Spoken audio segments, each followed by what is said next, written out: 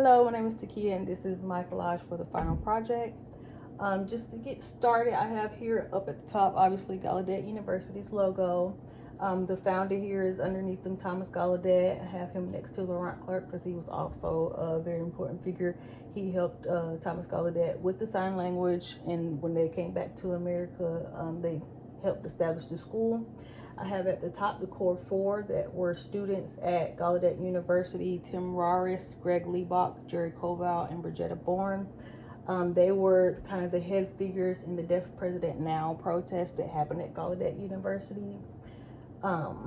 Next to them, they just have a little picture of their demands. They want a deaf president now. They want to end Spillman's reign. At least 51% majority board are deaf. And they want to forget about any reprisal, so they didn't want to get in trouble for the protesting. I have King Jordan here, which was obviously the deaf president that was selected after the protesting was done. Above that is a little character I thought was a little funny. It was supposed to be Zinzer, and it says ex-Gallaudet president finally learned sign language, because obviously she was a hearing woman and she didn't know sign language. Over here, just continuing with the history, I have Alexander Graham Bell with his wife, who was deaf.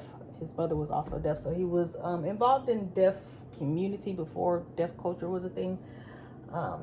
And he kind of was a negative figure for a lot of deaf people. He focused heavily on having deaf people speak, which is kind of what's shown here. Oralism, he wanted them to talk and kind of wanted to almost eradicate deaf people, because he was kind of one of the leaders in eugenics that we learned about, where they felt that deaf people shouldn't procreate. They kind of mutilated them, did things that weren't good for the deaf community. Here I just have a little interpreter sign because that's the goal. Next I have Martha's Vineyard underneath that picture. It was basically a community that communicated solely through sign language. Both hearing and deaf people communicated through sign language, and it kind of predated most of the sign language in America. Under that, I have the CRPD, the Convention on the Rights of Persons with Disabilities, which kind of had the international treaties that help people with disabilities have equal rights. And of course, they included deaf people in that because they had needs for interpreters and technology, things of that nature. Underneath that, I just have like a little nod to Deaf History Month and the I love you symbol for sign language. And then a little statistic that although, you know, people like Alexander Graham Bell believed in eugenics and didn't want deaf people to procreate, 90% of deaf people are born to hearing parents. Going in the middle here, just some prominent figures and famous deaf folks. Starting here, that's Andrew Foster. I did my presentation on him. He was kind of like the leader in Africa, for bringing sign language and programs and deaf education in general, as well as religion. So he was a very important figure, not just in America, but in Africa. We also have next to him Marlee Matlin. She's obviously a prominent, famous deaf figure.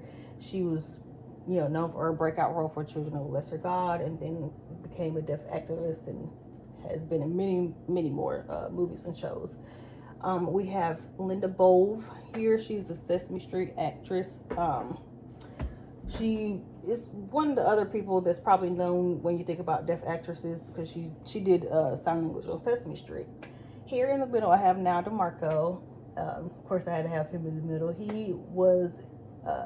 He started off as a model on America's Next Top Model, and then kind of broke into acting, dancing, and of course deaf activism.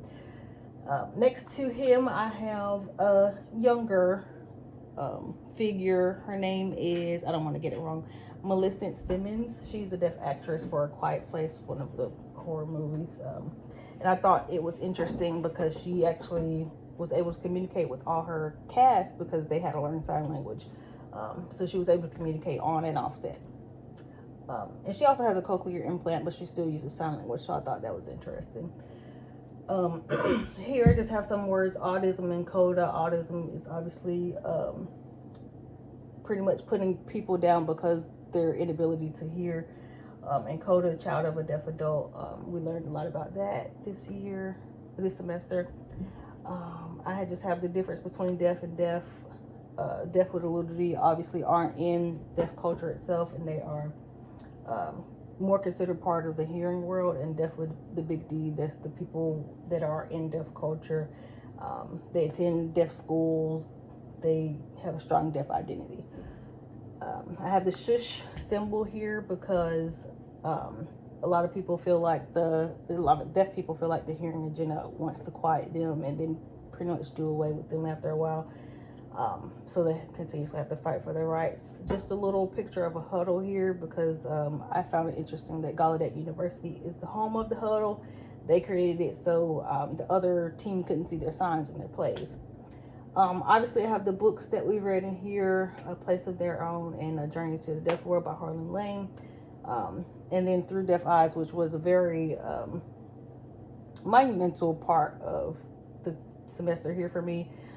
It had a lot of information, a lot of history, but it was good overall. Just a little bit of the technology to end it off with. Here are sign language gloves where if you do a sign like I love you, it'll say it out loud so you can communicate with people that don't know sign language. And then the technology just showing where it was in the past towards now, from using a trumpet to digital hearing aids, from a telegram to social media, and then the last one is like from using the ping pong balls for like alarms to get people's attention that are deaf, to a smartphone under the pillow. So it just shows the progression. And obviously the controversial cochlear implant is kind of a back and forth between deaf and hearing people because most deaf people don't think that you should put cochlear implants on a child that can't decide for themselves. But overall, this was a very interesting class. I learned a lot, and I'm grateful to have had it. Thank you.